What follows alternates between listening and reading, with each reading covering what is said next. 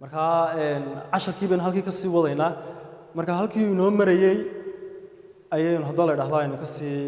ka sii wadaynaa marka way idin socod doontaan marka waxaanu bilaabaynaa chapter 4 oo ahaa measurementku caadiyan waxa weeye marka buuga syllabuska la eego wuxuu ga jiraa unitka afraad waxaanu ka hadlayaa cabirada marka shaybis baa layna siin doonaa waxa la soo saari doonaa mar area-diisa la soo saari doonaa mar waxa la soo saari doonaa wareegiisa marka different ayaa qaabab kala duwan baa loo soo saari doonaa bal way marka area-da aynu ka horeyno marka area-da soo saaraynaa shaybiska leena siiyay maanta bal tusaale ahaan waxaan nagu yiri tusaale ahaan find the area of this triangle iska leena siiyay bal nagu yiri waxa soo saartaan area-dooda way marka hadaba la leeyahay area-da waxa weeye area-da inaynu fahanno marka koobaad area-du waxa weeye inta uu shay ku fadhiyo tusaale ahaan samuurada aad arkaysaa casharku ku qoran yahay inta ay haysato galaaskaaga ama galaaskaad ku jirtay inta uu haysto marka area-du waa inta uu shaygu ku fadhiyo marka waxa lagu yiri find the area of these triangles waxa soo saartaa area-da triangle-ada marka area triangle-ka marka la soo saarayo waxa lagu heli jiray formula marka haddana formulada hayn sideen area-du ku helayna ardayo waxay noqonaysaa mid kugu adkaanaysa marka formulada waa inaan haysanaa marka area triangle waxa lagu helaa base-ka oo lagu dhuftay height-ka oo loo qaybiyay 2 marka triangle-ku waa kan marka triangle-ku shape-iskan oo kale leeyahay waa shape leh 3 sides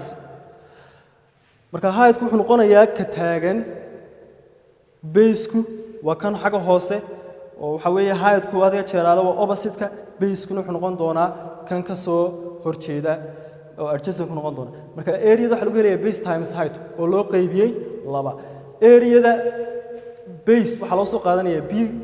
b4 book oo lagu dhuftay height-ka waa h oo loo qaybiyay 2 bal tusaalaha aynu galno hadaba waxaynu ugu yiri triangle-kan ayuu nasiiyay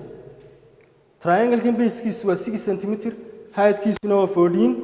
cm waxaad soo saartaa buu nagu yiri area-da triangle-ka marka area triangle-ka waxa lagu helayaa inuu base-ka oo lagu dhuftay height-ka oo loo qaybiyay 2 marka base-kii waynu haysanaa oo waxa weeye 6 cm oo lagu dhuftay height-ka oo noqonaya 14 cm way marka waxaynu oranaynaa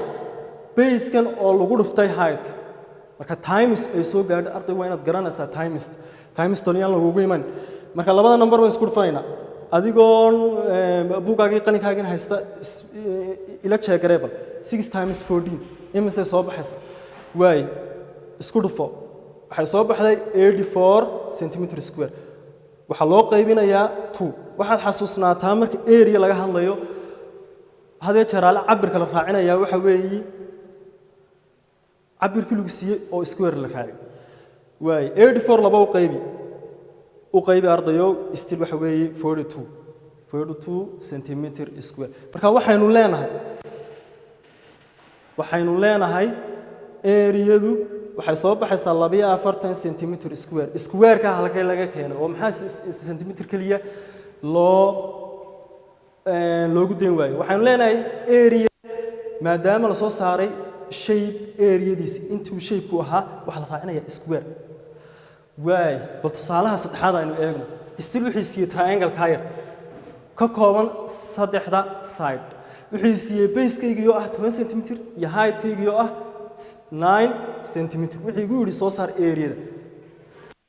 way area-da waxaynu leenahay waxa lagu helaa oo inoo soo sheegay macallinku in area-da lagu helo base-ka oo lagu dhuftay height-ka oo loo qaybiyay 2 base-ki waa imisa waa 10 cm bal halkan eeg height-ki waa imisa 9 cm 9 base-ki waxaynu waa 10 height-kina 10 times 9 haye waa 90 waxa loo qaybinayaa bay nidhi 2 90 laba u qaybi waa 45 area-dii maxay soo baxday 45 centimeter square square-ka maxaynu raacineynaa baynu nidhi maadaama area la soo saarayo area la raadinayo square baynu raacineynaa marka guud ahaan halkan waxaad ka fahmaysaa inagoo casharkeena halkan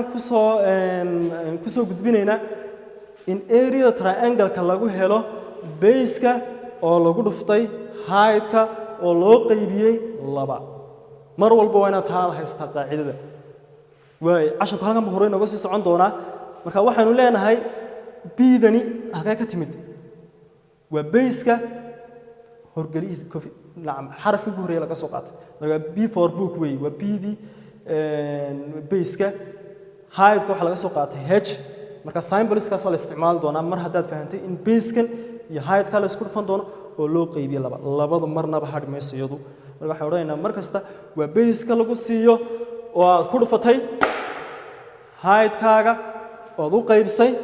2 marka waxaan filayaa inaad casharkaa yaree area-da la soo saaray triangle-ka inaad hayso marka halkaas bay nooga sii socon doontaa area-yooyinkii kale halkaas ka geli doonaa sida circle-kii Allahu musta'an iyo shaybabkii kale marka bal idinkuna waxaad sameeynaysaa waxa ku yaala buuga exercise fara badan marka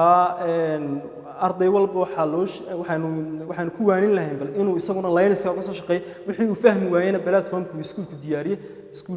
iskuulada diyaariyeen inaad ku soo gudbisaan marka intaas baan ku joojinaynaa wixii aad kaadana waxaan jeclaan lahaa inaad soo gudbisaan haddii la yiraahdo marka aad baad mahadsantihiin